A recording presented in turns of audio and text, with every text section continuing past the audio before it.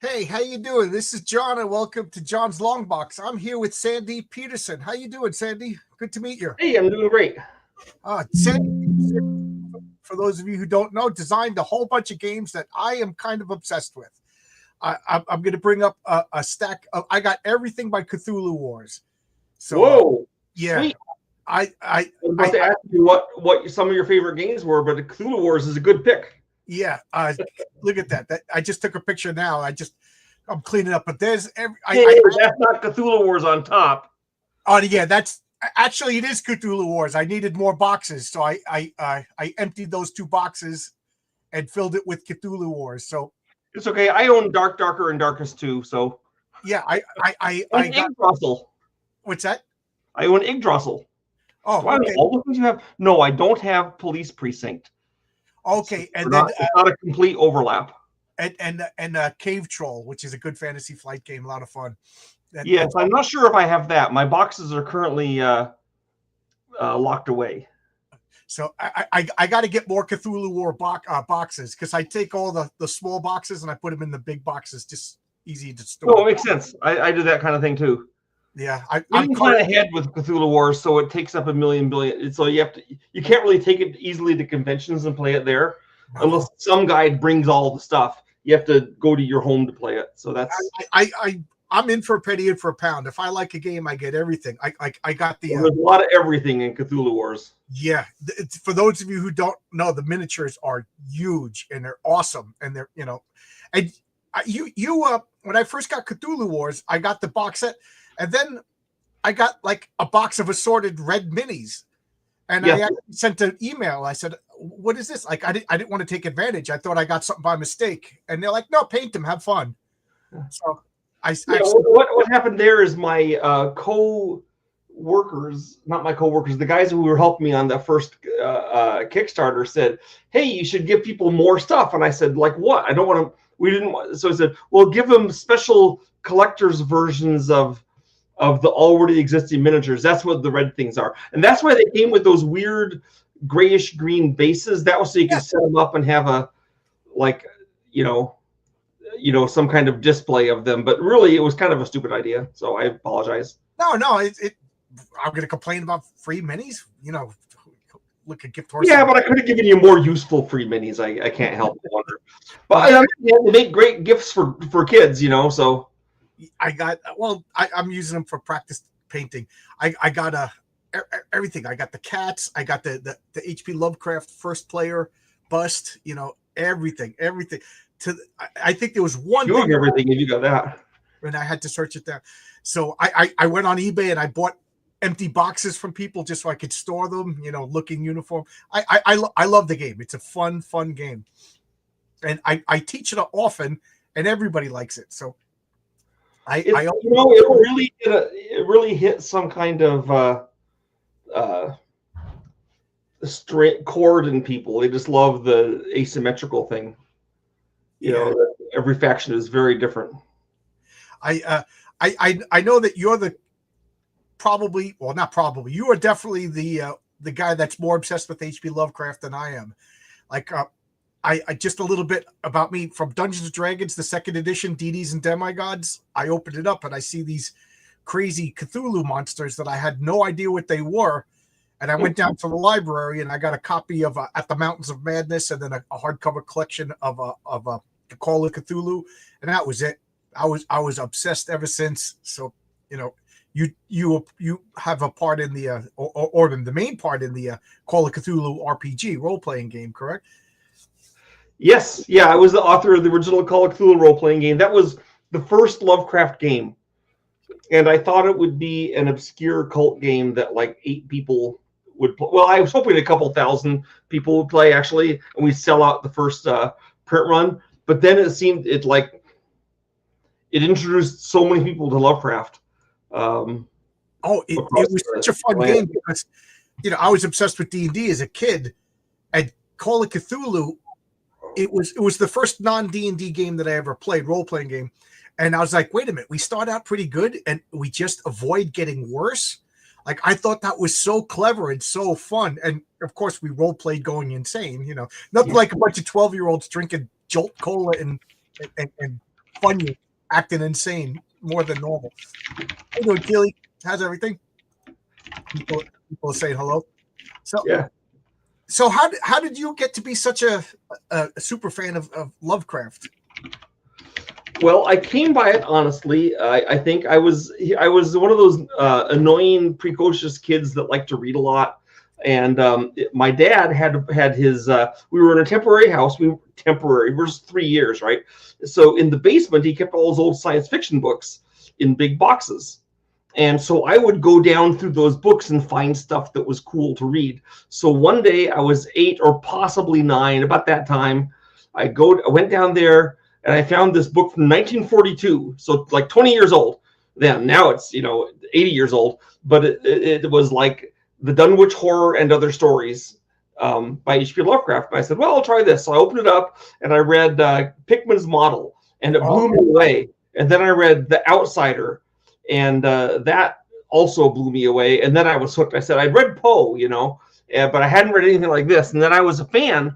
But the thing is, that's the only book of Lovecraft I had until I was 14. So 6 years later, I lost that book for a while because, I was a crappy kid that misplaced things. Turned out I'd loaned it to a friend, and he kept it for 3 years. So he brought it back and I had it again. And then I found out when I was 14 that the local college library had first edition Lovecraft books.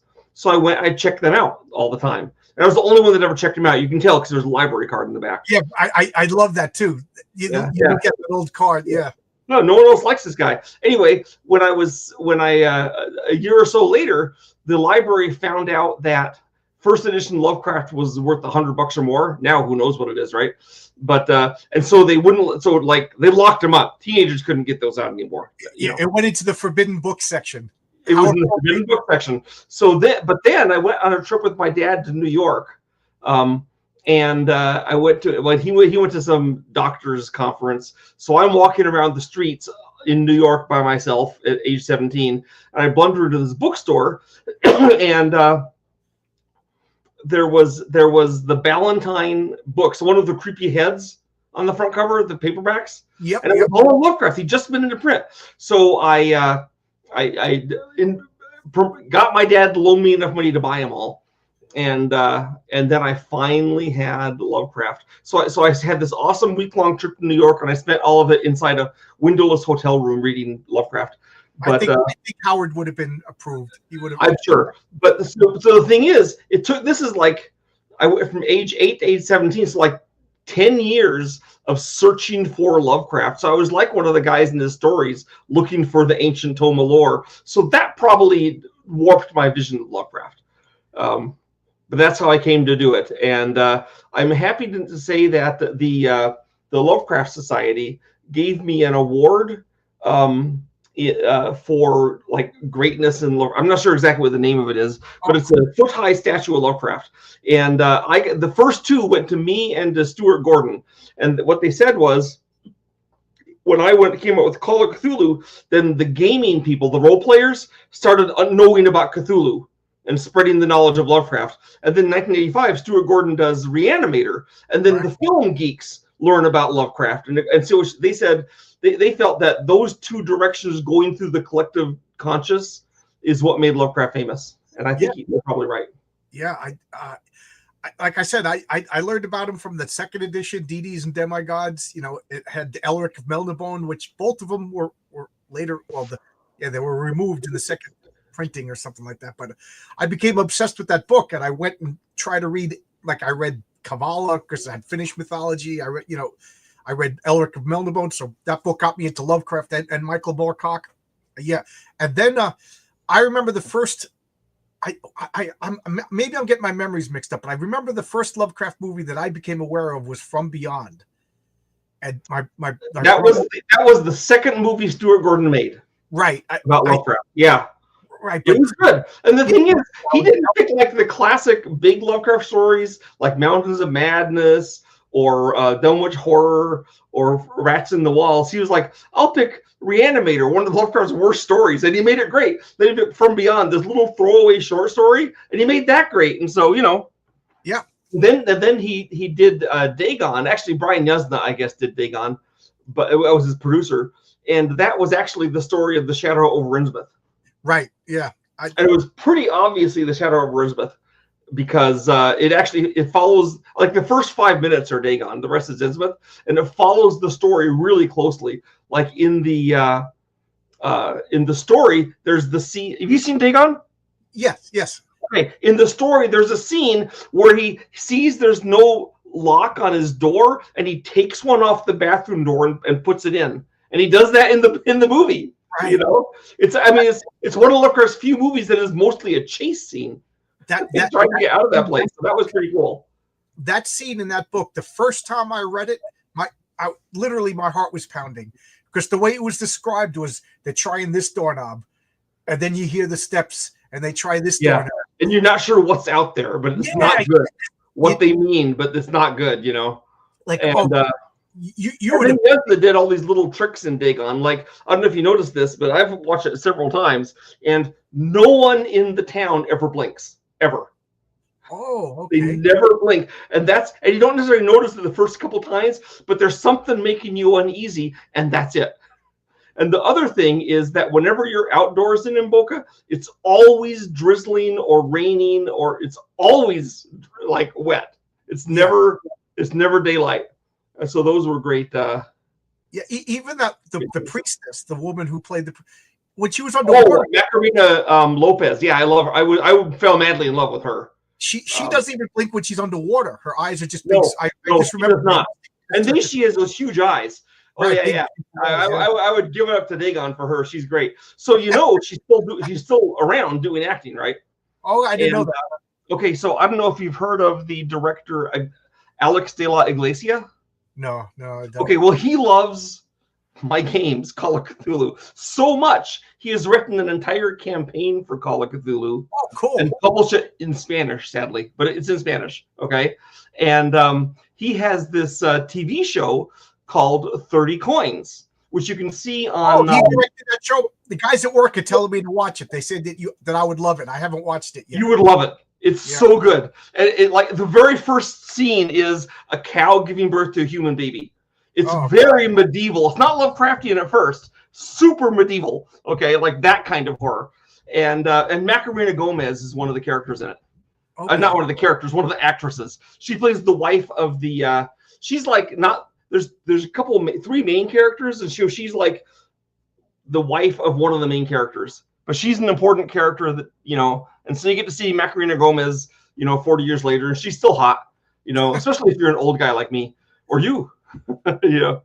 I ask you, lately online, there's been like a big debate of like, stop using Lovecraftian. You don't know what it means, and I don't want to be snooty, but like I'm just glad that people like Lovecraft. But like, to me, when I say Lovecraftian, I don't mean tentacles and stuff like that. I mean it's psychologically creepy to the point where you almost don't even know what you're up against, and your imagination fills in the blanks. Well, I think Lovecraftian means fear of the unknown. There's something going on and you can't understand it. It's a breakthrough from somewhere else.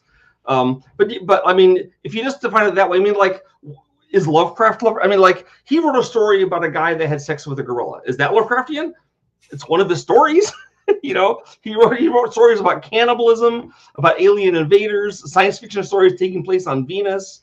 You know, so he wrote a lot of things, and technically you'd think one of his stories would be Lovecraftian, but the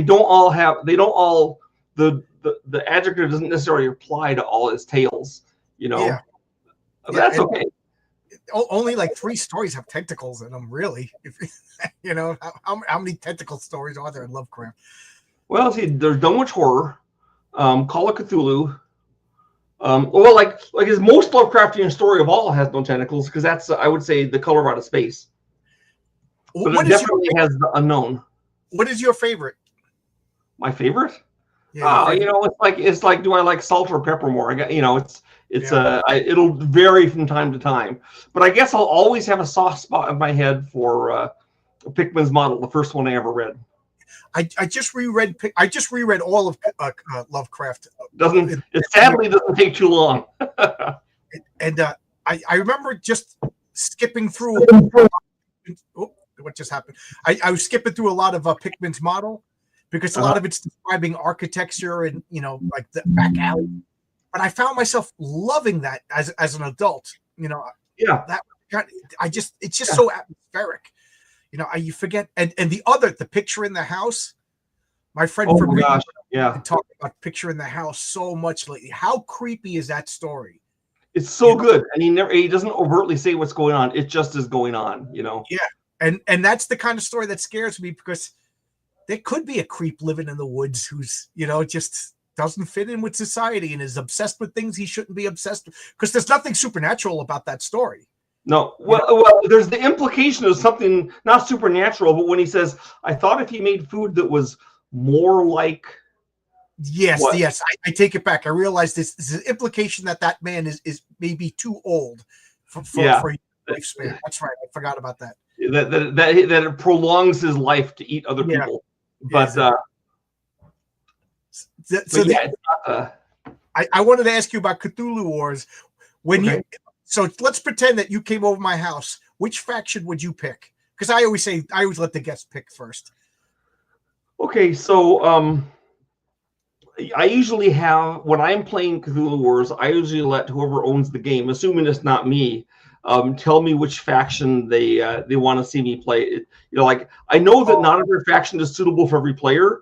So like some players can't get their head around the ancients or around Black Goat. Usually, like everyone knows how to play Nyarlathotep, right? The Crawling Chaos, or Yellow Sign. But there's some factions that are harder for them to get, and so I offer to play one of those so they can see how it's done. Okay, and I might lose, but even if I do, they'll see how that faction is supposed to be played. Do you win a lot? As the designer of the game, do you? Well, I mean, I've played the game a lot. I don't win every time. There's certainly lots of players better than me. For one thing, I don't play like constantly anymore, like I did when I was playtesting it. I do play it, but I bring out other games. And also, if I'm going to a place where there's a bunch of guys playing it, then usually I won't play it. I'll just say, hey, with a bunch of you guys here, it's lose-lose for me. If I beat you guys, I don't get praised because he's the designer. He went on. Of course he won. And if I lose, then you all get to laugh at me for losing. So I have to be enticed into playing it, I also have Planet Apocalypse. That's fun because you could play solo. Yes, you can. That was good during COVID. You locked up on me. I freezed up. Yeah. That's my attempt at doing the most an extremely advanced, difficult to win co-op game, and I think I pulled it off. That was a tough game first time through. So have you won it? I haven't beat it yet. How many times have you tried? I'd say about 9 times I've played so far. Okay. Well, maybe 10 is the number. No. Usually it's 4 to 6, but you might have had some especially bad dice results or something. That's the middle name. I got Gloriantha, which is Cthulhu Wars-esque. That. Yes. It's the difference I feel for God's War is that Cthulhu Wars is a knife fight in a back alley. You're rolling around in the dark, gouging eyes, going for the kidneys with a switchblade. And Glorantha, the God's War, is more of a formal duel, where there's rules and you're polite, but you're still trying to kill each other. Right. It's a gentleman's battle. It's more gentlemanly. There's actually cooperation in it. Like a lot of the runes you have to hit, someone else has to be rewarded as well. A lot of the abilities, like Orlanth's ability or the Storm God's ability to have kinship, he has to benefit someone else with it every turn. So you got to pick a guy to be your buddy. And have you ever played like the Simon games, like a Rising Sun, or why can't I think of the name of the other one, the Viking one? Blood Rage. I've played Blood Rage. I haven't played Rising Sun. And it's kind of because I was in a snit, because instead of doing actual Japan, they made a fake Japan. Right. And the actual Japan is pretty interesting and does all the stuff their fake Japan does. It's like, didn't you want to learn about it? But I also did. I also played Chaos in the Old World. Yes. which gave me the idea of having people spend power to take actions. Yeah, that's So a very influential. I mean, the way that I implement it is pretty different, but that was the nubbin of the idea. Yeah, Chaos, and I'm glad you brought that up. That is a fun game. For those of you who don't know, it's an long out of print. It's based on like Warhammer gods, right? It's Warhammer gods. It's their old world, which like all fantasy universes is Europe. Yeah, and right? And from Middle Earth to it's always Europe.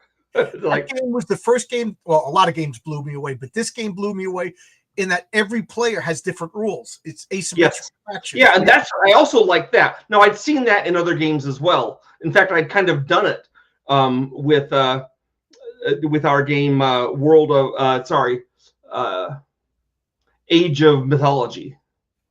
Had very different rules for the characters. But so I already was going that direction. One thing I wanted to change about Chaos in the Older, I like Chaos in the Older a lot, but one of its flaws is you pretty much have to have Khorne. Okay, he's the one. He doesn't always win, but if you don't have him, the other three players are like super boring. They just sit there and like get fat. With Khorne, they're all mixed up and they're doing things better, and he stirs the pot.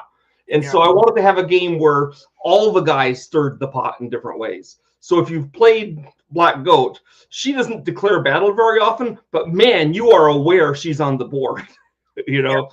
Her ghouls are coming in and driving you out of your places. She's swapping with your guys that trying to control a gate. She's really obnoxious. Yeah, which drops you into extinction. The Black Goat fills the board with miniatures. Yes, she's like a fungus infection. You can't get rid of. Yeah, Cthulhu's a lot of battling. Nyarlathotep is all about spells and spell books, and But the thing about Cthulhu is you don't care if he gets killed. You just hurl him into battle, and no one else is like that. Everyone else is, please don't kill my great old one. But Cthulhu is like, hey. And one of the things in Cthulhu Wars that the great gods die if they get hit once. And it makes such a tension in the game. They're all eggshells with hammers, right? Right. Like they can really dish it out, but they cannot take it. So you have to worry about them. Players are just like that. They all say the same thing when I teach the rules. They're like, that's not right. That's stupid. And then halfway through the game, everybody is like, you're in on it. Like you start going, oh yeah, this is the stuff. This is what I want to see. You're like, oh no, it's a lot of fun. I get a kick out of it. We all have ways to mitigate it, right? Right. but you'll have Crawling Chaos will seek and destroy his hunting horrors and to add a little extra padding, and Cthulhu, if he has a star spawn, can regenerate away some of the damage. That's great. I forgot about that ability. It's Nyarlathotep. He could decide where he's not even in the battle, and he tells you guys where you retreat to. Yes, so powerful. When people learn about that, they're like, "Really?" I wanted people feel that the factions were breaking the game. That the goal was that when you're playing Cthulhu Wars, you feel that your faction is so powerful and so unbalanced that if you can only get your act together and get your machine working, nothing can stop you. And it's kind of true. It's just some other guy might get their machine working first. When I teach the game to people, I always say, remember, it's. Let me know if I'm giving good advice or bad advice. But I always say it's not about fighting; it's about controlling gates. Well, yes, but some of the factions it's all the factions are about interfering with the other factions. Correct. All of them are aggressive and have to mess with you. They don't all do it by fighting. Right. Cthulhu does a lot of it by fighting. Right. When you get does a fair amount by fighting, but not just by fighting. Usually, Black Goat and Yellow Sign don't do a ton of fighting. Like Yellow Sign just has Hastur there saying, "Watch out, buddy! You fight me, and I'll bring in Hastur and kick your ass." Yeah. Who designed those miniatures? Richard Long did the concept art, and then of the original game, and then we had a 3D artist make the models. Yeah. And Richard Long did it with concepts for me, and we talk about it. But Richard Long was that actual guy drawing it up. Have you ever played Arkham Horror Second Edition? Dude, okay, so you know that I worked on Arkham Horror First Edition, right? Yes, I knew Yeah, that. I have played Arkham Horror Second Edition multiple times. Yeah, that's still my favorite board game of all time. I just played it this weekend. My friend introduced his daughter and her fiance to the game. Okay, well, I'm hoping that I've designed a game called Terror Paths. It's an official Call of Cthulhu board game, and my goal for it is it's not my Arkham Horror killer, but it's like my Arkham Horror alternative. Because Arkham Horror is really good, but one of the features of Arkham Horror, and it's not necessarily bad given the what it has going on, is that every game is kind of similar in that you go into Arkham and there's gates and you close the gates, and there might be other things messing it up, but basically that's what it is. It's always the same plot. Okay, so Terror Paths, every game has a very different plot. Like you're flipping over cards as you're going through the map and finding out things. When you start playing a scenario of Terror Paths, you literally don't know how to win that scenario. You have to figure it out while you're playing. Okay, that's awesome. And so the good thing about that is when you're playing the game, it's really different. All the monsters are different. All the plots are different. The way you win is different. Everything's like this new thing. The bad part is that once you've played a scenario, while you can replay it, you sort of know how it goes. And so it's not as fun to play again. So I had to make multiple, scenarios for it, but with different maps. So it's kind of like, but it's pretty cool because the scenarios are really like one of the scenarios you're trying to stop a rat bat spider from Pluto from opening a gate to the outside, and one of them like you're trying to not mutate into a horrible monster in trying to stop the bad things before you've mutated away. One of them like they literally kidnapped your wife and you have to find her. And it turns out the kidnapper is like a mad scientist, and he's got these defective clones of your wife that have wrong parts. You're trying to figure, is this my wife? And she looks like a dwarf. Maybe it's her. And so they're all really weird, different things. And the other thing that's cool about it, I think you'll appreciate, is that you don't take turns to play. All the players move at the same time. Oh, cool. And now you do cooperate. There is an order of play, but you work it out every turn. I'll go in here first, then you can, and I'll hold off the monster while you move past me to this place and open that door. Or you come to, but the point is, you're not just taking a turn, moving, it's like everyone's like figuring out where they're going to go, then they go do it. And there's tons of interaction. When is this coming out?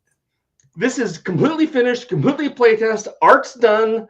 Rules are tested and laid out. I just have to get the funding to publish it, and I've got it. But it'll take a little while to get it out. Is this going to go to crowdfunding, or is this no? This is going to be direct to the market. Oh, nice. I'm not going to crowdfund again till all my crowdfunding stuff has been delivered. Okay, yeah. One of which, by the way, is completed, completely printed, and it's in China. Well, it's actually a pre-version of it, Hyperspace. Yes, I backed Hyperspace. I can't wait. So this is actually a cardboard version of Hyperspace, a preview sort of, and then basically our plan is to use the funding from that for our very next game to be the real plastic version. But the cardboard version will be cheaper, and people can see how the game plays. And you can already play it now if you go on, I think, Tabletop Simulator and see what it's like. But yeah, I backed all of all of you crowdfunders. Yeah, Hyperspace has some aspects of it that make it less asymmetrical than Cthulhu Wars, but there's some that make it more so. And I've had players say, "Yeah, this is more asymmetrical than Cthulhu Wars. It's way different." But the players try and do it in different ways. Like there's one player that literally destroys areas on the map. He blows up planets, and then you can't go there anymore. And you got the other game. I forget the name now. The Dinosaurs versus the Army. Dinosaurs versus Army-Men. Yeah, it's called Dino 1944. Yes. And it's based on the fact that when I was a kid, the games we had, what toys did we have in the 60s? We had bags of Army-Men and bags of plastic dinosaurs. So obviously me and my friends are going to have a fight. And so I did a game of it. So it's like, and plus there's all those comics from the 60s showing dinosaurs fighting Army-Men. So it's natural. How did nobody think of it before you? It's a natural. When I saw that you announced it, I was just like, wow, this is like, it took this long before somebody made this. Is perfect. I can't wait. I'm like a little thinking about that's it. all. That's all set to go.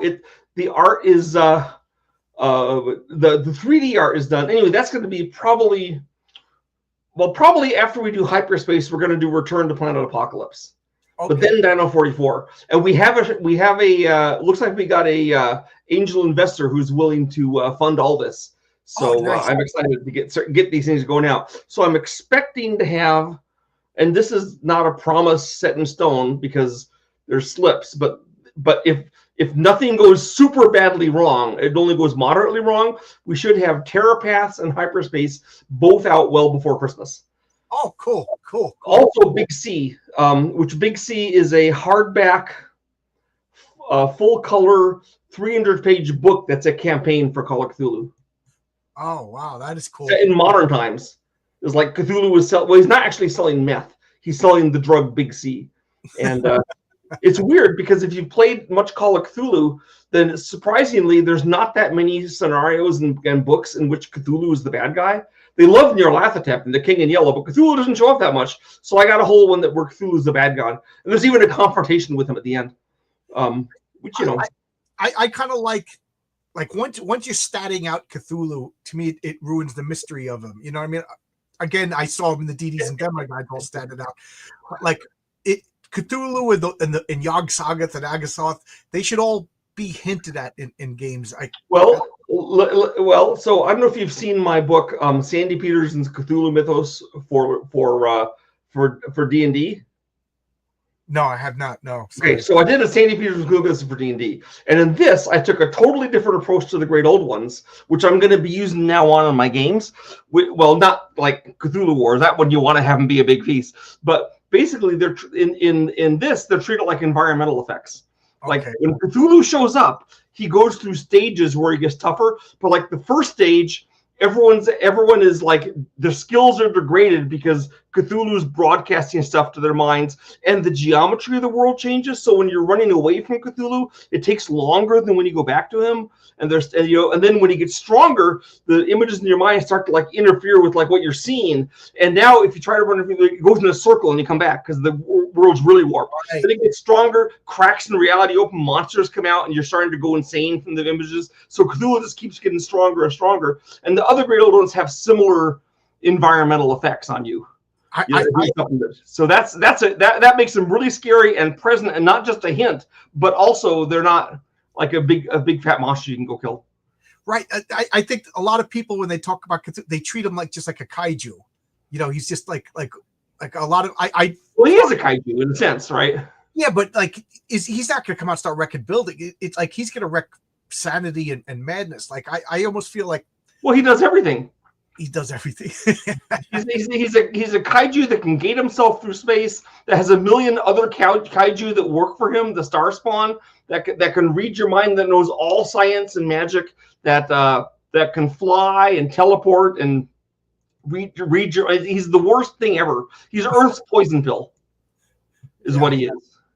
Yeah. Okay. I was going to say, because I do a show on Friday nights after this talk called It's Clobbering Time, and we take fictional characters, superheroes, villains, and people keep asking me Cthulhu versus Godzilla, and I always say it's a different kind of fight, you know. Like actually, I have a video about Cthulhu versus Godzilla. Oh, you do? Oh yeah, and I do not say that Cthulhu has it all his own way. What I say is I think that Godzilla's beam, especially if he has the beam that you see in Shin Godzilla or Godzilla -1, because those were badass. Okay, that actually might be able to destroy Cthulhu. You know, so you put them both in a phone booth. Godzilla's got a shot at it. You know, but what you have to remember is that Cthulhu has more going for him than just a giant monster. Okay, and one of the things he's got going for him is that he has telepathy and magic, and we know that Godzilla is subject to mind control because cockroach aliens can take him over, right? Gorilla aliens can take him over. He gets mind controlled all the time. Okay, so the likely event of Godzilla going up against Cthulhu is that Godzilla gets taken over by Cthulhu, and then we have to fight both Godzilla and Cthulhu. Ooh, there you go.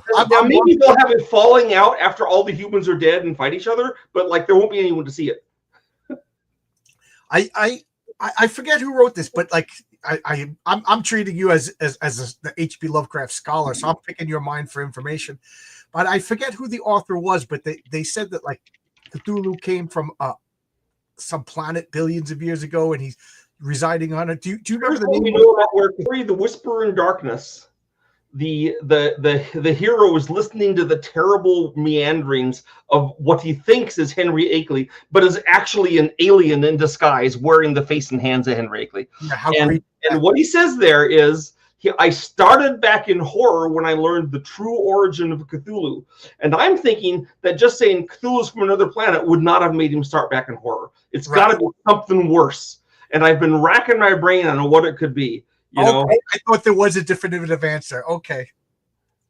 Yeah. What is the truth? You know, where did he come from? Where is he? You know, and what's your feelings on Randolph Carter really is Yog-Sothoth? I guess I've never heard that before. Oh, what's the story where Randolph Carter comes back and he's through the gates of the Silver Key? Yeah, through the gates of the Silver Key. Yeah, he comes back in the form of Zakauba. Yeah, the alien taper insect thing from a billion years in the past. And he's wearing a turban and a. Well, he's trying to pretend to be human. Lovecraft, one of the Lovecraft, it's really hard for aliens to look like humans. He has to work on it. So so Zakauba can barely do it, and he's watching. You know, he's listening to them read the will of Randolph Carter, and he talks about how he went through time and space, and he did. But in the first story, the Silver Key, he goes and literally talks to Yog-Sothoth, who's under a blanket, right? And Yog-Sothoth says, "Yeah, go here if you want." And maybe if he's Yog-Sothoth, it's in the like Blavatskian Golden Dawn way that every one of us is really Yog-Sothoth or something. But I always thought that was one of his worst stories. So this is cool. I think I'm the only guy to ever designed a miniature of the Zakaubians, those creatures. I've got a miniature of them, and they're one of the races you can play in hyperspace. Oh, well, okay. And one of the things I did. So one of the things that I was really proud of in the Gods War is that every faction has a weakness, has a flaw. Yeah. Right. Just like in Apocalypse, every hero has a flaw. Right. The Doctor is drug addicted, and that kind of thing. So people I've found really like having that flaw. It gives personality to the character. Yes. So hyperspace, they all have flaws. And the flaw for the Yadithians is that at a certain point, when they get a certain number of victory points, their planet explodes and it's gone forever. Until then, it's a really great planet, but then it blows up. So I didn't realize this. So hyperspace has a Cthulhu Lovecraft connected. I just figured it was like your version of Twilight Imperium or something. Well, it sort of is, in a sense. Is my reaction to Twilight Imperium, which I like. But the thing about Lovecraft's monsters are aliens, right? So I figure they're in outer space. So I made 25 alien or civilizations for 24 alien ones plus humans, right? Right. So 5 of those are Lovecraftian. Okay. But not, the bulk of them aren't. But there are the Lovecraft aliens. And I'm actually working on a role-playing game right now based in the hyperspace universe called, Hyperspace, the role-playing game. And the Lovecraft aliens also show up there, and they're just bad. They're not the aliens you want to deal with. In fact, the backstory of that is that Cthulhu Wars happened, and Cthulhu won, and he controls Earth. And actually, if you play the hyperspace game and the Starspawn faction with Cthulhu, their home world is a picture of Earth. The humans don't have a home world. We're on some rock somewhere, some little asteroid. So humanity is now looking for a new home. We're like a wandering nomad race. So we're few and rare because Cthulhu got most of us. So Cthulhu's like our big enemy that we hate. It's like, do you enjoy it? Like one of the things I really like is having my friends come over around noon and then playing till midnight a long game of Twilight Imperium. How do you feel about something like that? Would that be a good day? So here's the thing: Twilight Imperium is a terrific game. The two flaws I think it has, which can be seen as advantages, not just flaws. One is it takes forever to play. Right. Okay. It's really long to play, and that can be seen as good or bad. And that it's good if you're trying to really get into the depth of the game, and it's bad if you only have one. If you have a 6-player game and you play for like 4 hours and then it's not over yet. Yeah, can you get those 6 guys again together in a week? You know, especially at our age, right? 4 hours with 6 guys. You play quick. Well, no, it wouldn't be over yet. I know. I'm joking. Okay, can we meet next week? And then everyone looks at the calendars, and 3 of them can't meet next week, and 2 of them can't meet. And you can never finish the game. So that was one of the flaws. So hyperspace is like, it's about a 4-player game is like an hour and a half, 2 hours. Okay. So it's it may be a few minutes longer than Cthulhu Wars. Okay, not much. Cthulhu Wars is surprisingly fast. It's surprisingly fast, and it doesn't really have a big setup too, which I appreciate. No, it's 5 minutes to set up, 10 minutes to take down, an hour and a half. Experienced players, four players, you're done an hour and a half. You know, and I like that, and that's just kind of my design style. So hyperspace is like that too. Fast to set up, might be a little longer to set up than Cthulhu Wars, maybe like 7 or 8 minutes to set up. But it's fast. It's also fast. Like the way that the turn goes in hyperspace is actually like faster than a Cthulhu Wars turn in a sense, because in hyperspace what happens is you have 3 actions, okay, and you just do those 3 actions next player. There's no adding up of points. There's no doom phase. There's no production phase. Like if you want to produce, have that be 1 or 2 of your actions. If you want to move, have that be one of your actions. You want to fight, pick that for an action. And so your actual economy of the game is actions. Like you don't have enough actions to do anything. Now things don't always cost power like they did in Cthulhu Wars. Like you could move. Well, moving costs you power usually, costs you energy. But like you can do a lot of things without paying anything for it. But you only get those 3. So you do your 3 things pretty quick, and then the next guy. And that's what I liked about Cthulhu Wars is everybody took a quick action. Mm-hmm. You do one quick action. If there's a battle, then that's a little slower, but everyone wants to watch the battle, so it's cool. Especially like if you're near Alto and you're not playing, you want to watch and you want to mess with the retreating characters and stuff like that. Yeah, it's fun. But when you said it was a quick game, almost without fail, every time we played at least 2 or 3 times in one night. And that's what I was going for. I said, instead of playing one long game where you're all exhausted, you'll play and some guy was killed off in the first 2 turns and has to go and play the piano while you're waiting for you. But hyperspace is the same way. It's an hour and a half or so, and then you go into the next game if you want. And the other thing is that I wanted to have, it's a 4X game, and I've had there's reviews on where people they challenged that and they said, yeah, it's all 4 X's. Even though it's short. Usually a 4X game has to be super lengthy, but no, you explore, you expand, you experiment, you exterminate, it's all there. Yeah. Like when we play Cthulhu Wars, we without fail, it's like, oh, I want to be Cthulhu this time. And then we play another game. You know what I mean? Like that one guy wants to experience all the factions. I designed it so that you would want to play it again, because one of the features is that the game only lasts typically like 5 turns. Okay, sometimes 4 in a quick game, sometimes 6 if it's prolonged, but not very many turns. But I designed it so like when you get by the time you get your 6th spell book, the game's almost over, so you don't really get a chance to fully exploit that. Right? Yeah, you know, it's like I want another bite. I want another bite. I'm gonna try it again. This time I'm gonna get red sign first. Right. See how that works. You know, and then that's the goal. I want you to feel when the game's over that like not unhappy about it, but like that was fun, and next time I can do something totally different. It's a perfect example of leave them wanting more. Yeah, that was the goal. You always want, like, I mean, let's be realistic. I like to win the games that I play, but I also like to explore the games that's why I like Twilight Imperium so much. There's so much to explore. You know, like to a fault, I won't attack, and because there's a lot to explore. But that goes to the other flaw that I saw in Twilight Imperium, which is that the factions are way more asymmetrical than they seem at first, which I like. Okay, but it takes a couple times to play it to realize what's really going on with these factions and how they're going, and go, oh, now I see what I should do. I gotta just make the star bases with this guy, not the star bases, the planetary. This guy should be attacking, or I want my play style is I like to attack, and I pick the wrong faction to attack. Right. There's a faction that's bad at that is bad at resources. You should never research with the faction. Just go kill them with your units. But it takes a while to figure. So in other words, and if it takes 3 rounds, 3 times playing that civ to figure it out, that's 30 hours maybe of that one civ. So I want to right. I must have played that game 20 times, and I think 15 times I was the same faction because I'm still trying. And you probably which faction is the one the humans. I always there's multiple human factions, right? What's that? There's multiple factions that seem like humans to me.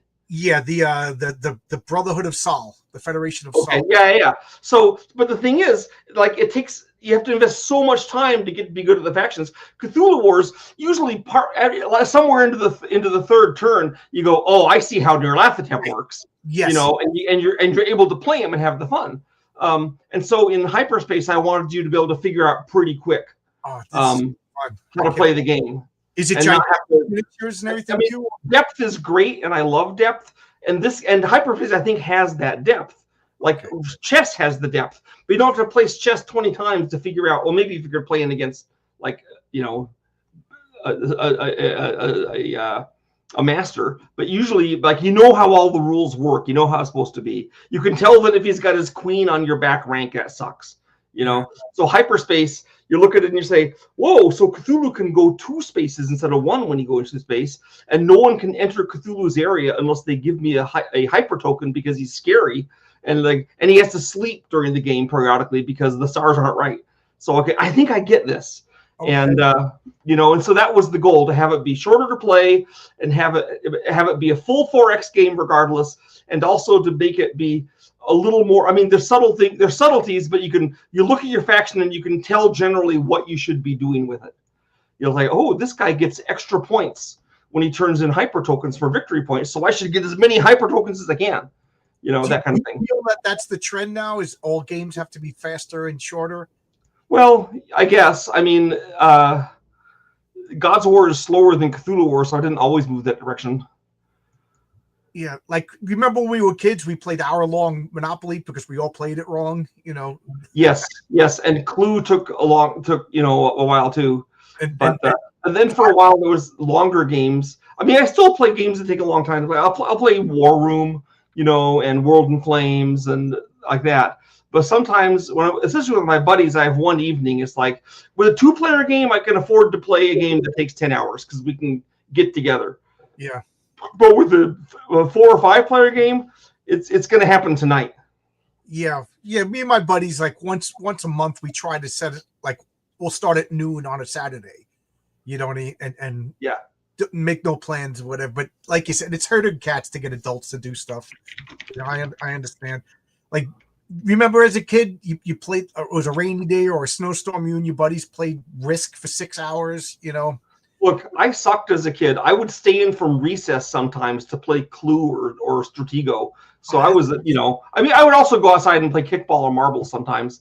But I was, I loved board games, and it led me down the road I have now. I saw on Twitter that you said that you kind of invented a miniatures game with Green Army Men as a kid. Yeah, well, the miniatures game was the Airfix figures. I thought the Green Army Men that you got in every. No. Well, the Green Army Men would fight the dinosaurs and stuff, but that was when I was younger. We didn't really have rules. It was like, But then when I got to 12 years old, we get these. I find these cool Airfix figures, 1:72 scale army guys, and there was Germans and British and Italians and Americans and British 8th Army, and so we said we got to have a game with these. So I invented a miniatures game to play with them, and we did. That's cool. We rolled dice, and then of course, since I had plastic dinosaurs, they would get involved, because me and my friends, we would take the army men and we all had the same amount, and we would line them up and put them, and then we would have like a line of demarcation in the middle of the backyard, and we would literally like take turns throwing rocks, and try. We had rubber bands. We had rubber bands to shoot them with. So that's and not BB guns. We had these guns that shot these little plastic things that I guess weren't as deadly as a BB. were they bright yellow? What? Bright yellow little. Yeah. I had that gun too. That was great. Yeah. So we shoot them with that. I had a whole box of Zulu warriors that were the same scale as the army guys, so those were cool. Yeah, you were making asymmetric factions even as a kid. Well, I mean, I just wanted things that were cool, and Zulus are cool, right? So there they are. Yeah. Every kid loves Zulus. Have you ever played the game Root by Leader Games? Root, ROO. Yeah, I own it. Yeah. Yeah, that is a game that is so completely asymmetrical. Yeah, that's like the golden apple we all want to get as asymmetrical game designers. To the I haven't point, done anything that far yet. It's by far the most difficult board game to teach because you literally, if you're playing with 5 people, you're teaching 5 different games. You know, and I always lose because I'm always worried. Is Sandy having a good time? Is Fabrizio having a good time? Is that, you know what I mean? Like, do you know the rules? So I get crushed every time I play that game. But I love it. My dream is to have like 5 people that want to play it and experiment with different factions and stuff. But yeah, my wife won't touch it with a 10. Didn't they did a dungeon game too? Yes, Vast. That's what they started with. And yeah, that was their first game.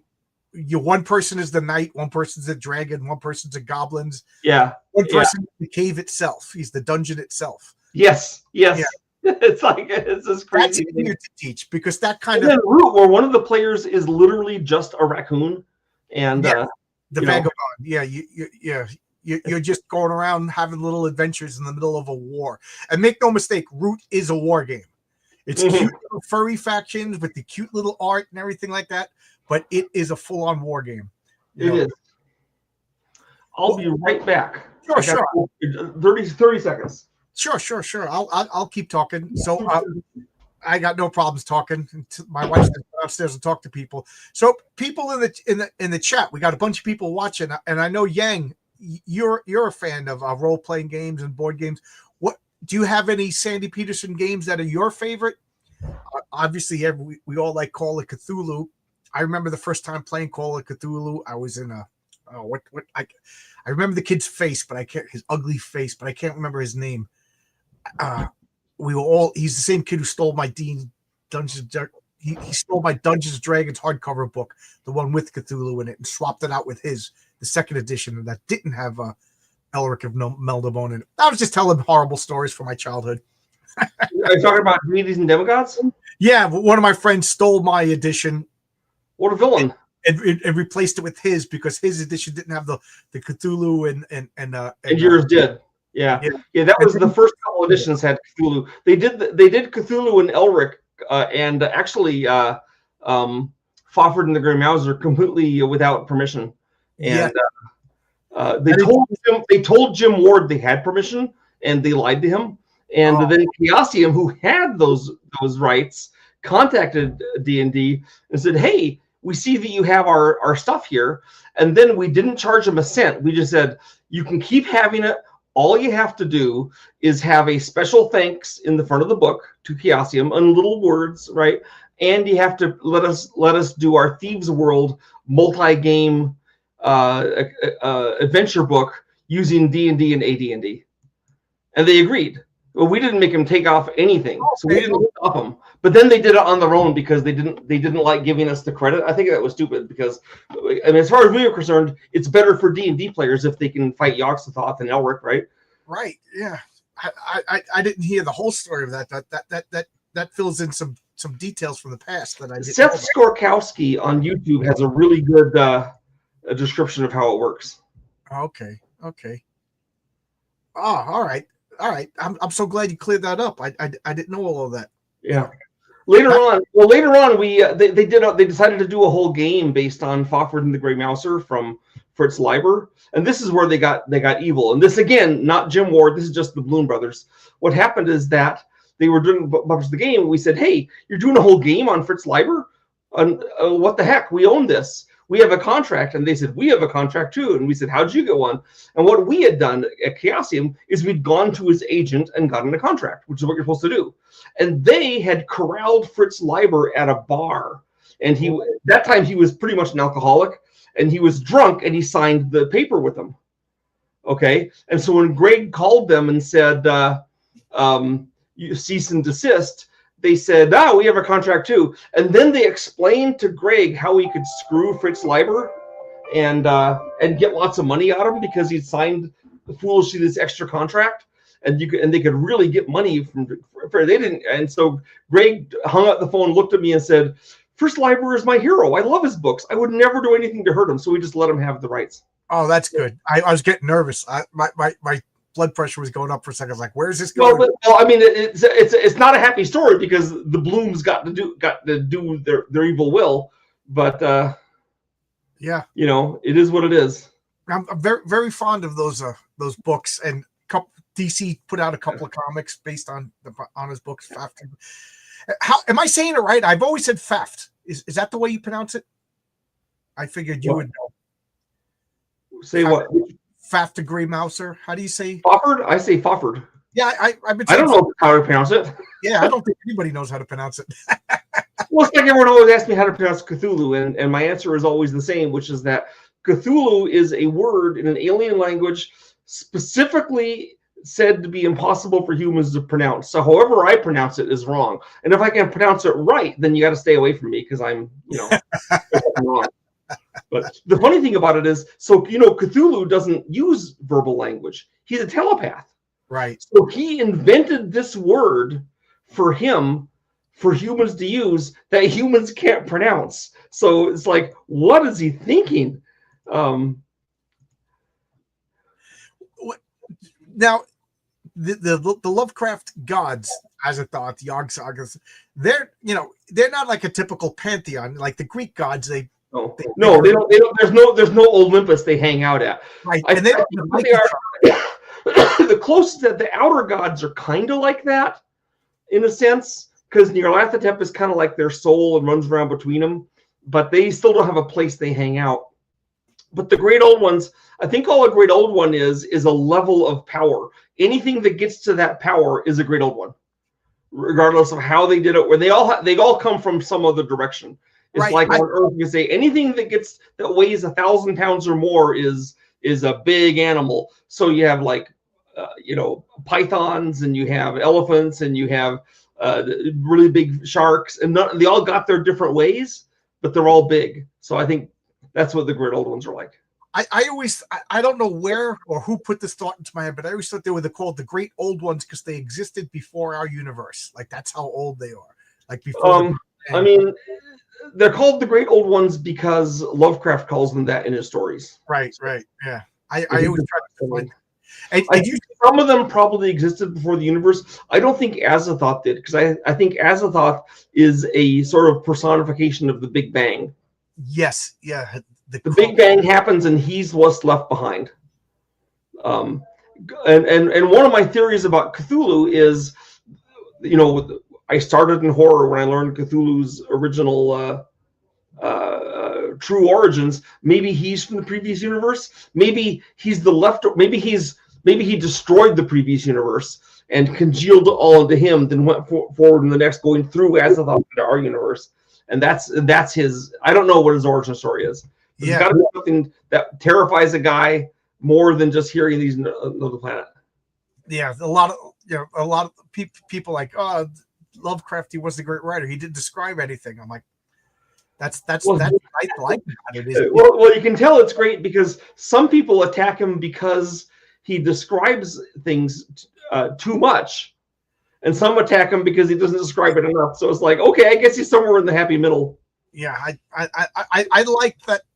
Again, in Pickman's model, where you spend page upon page upon page talking about the architecture, and everything, and then there's other like how many breaking up on me. Oh, I'm frozen. I'm sorry. How many pages in the Mountains of Madness describing just the mountains themselves? Yeah. Did I lose you? Did I lose you? Is it storming out? Oh no. Are you No, back? I'm here. I lost you for a little bit. Oh, But I can hear you. Lovecraft spent like almost, I don't know how many pages describing just the mountains and the mountains of madness. So yeah, he does over describe certain things and under describe, but what he under describes leaves it to your imagination. And I don't know about, well, I'm sure you, but well, like Mountains of Madness is a good example because he's very clear on what the old ones look like because he has a report on a dissection of one. But then when the Shoggoth comes, it's just it's like you get no idea what it's like. It's black and it's fast and it has phosphorescent eyes that form and reform and it's rolling down the hall like a shaft of blackness. And you don't really understand what it is, but you know what the old ones are like. Right. I'm glad you brought that up because I always thought like the monster movies in the 50s, like the Creature from the Black Lagoon to me is a deep one. There's no argument. Oh, absolutely. No question about it. Right. That is how I envisioned deep ones the moment I saw that movie. Right. And to me, the Blob was a shotgun. Well, yeah. Except that shotguns are more intelligent. Right. Yeah. But they can talk. He can read and write. It's like it's a blob monster that reads and writes. Yeah. That's wild. It's a Hollywood Cthulhu movie. Yeah. Usually you think of blob monsters as being intelligent. So that was like an unusual feature of Lovecraft. And I'm trying to remember the name of the story now, but the guy who goes to Australia and then finds the Shadow Out of Time.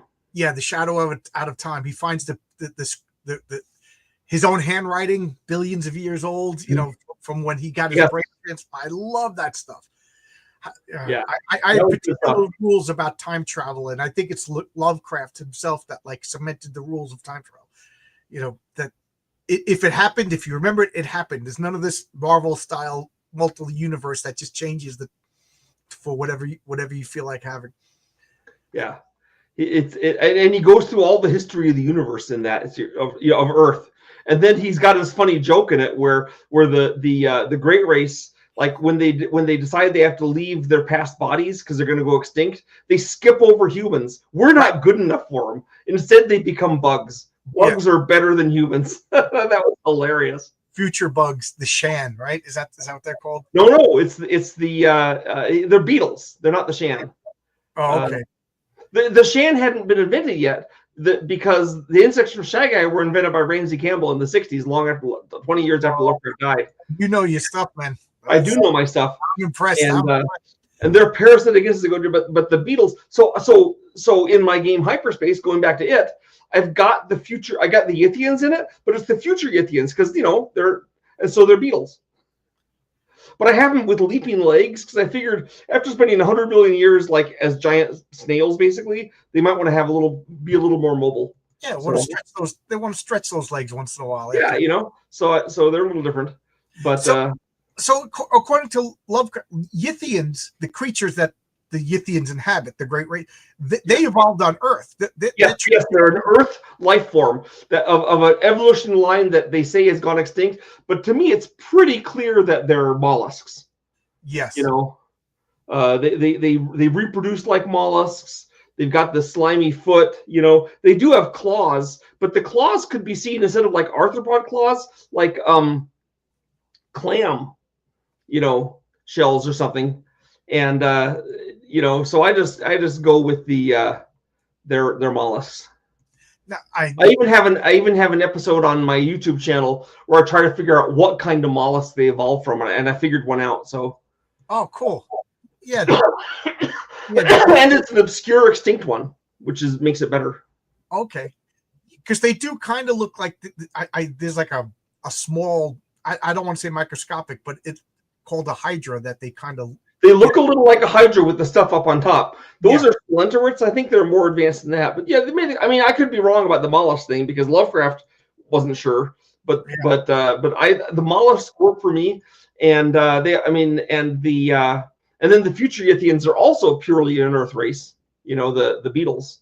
Right. And you're right. They skip over humans. They skip over humans. Yeah, we're no good. The future Yithians are better. And I've seen different approaches to the future Yithians. Like in one story, it has them be like swarms of beetles that each share one hive mind in each swarm, which work if you want to have small beetles. But I wanted to have big ones, so Yeah, big. and also if they were these beetle things for 100 million years, like they were the mollusks, they may have evolved and changed shape over that time. You know, I mean, 100 million years ago, our ancestors didn't look anything like us. Right. Yeah. So, all right, we've been talking for over an hour now. This is so much fun. Usually, I try to keep these talks for an hour because. Well, in that case, the only thing I have left to say is that I have a Patreon. It's called Sandy of Cthulhu, and I give people games,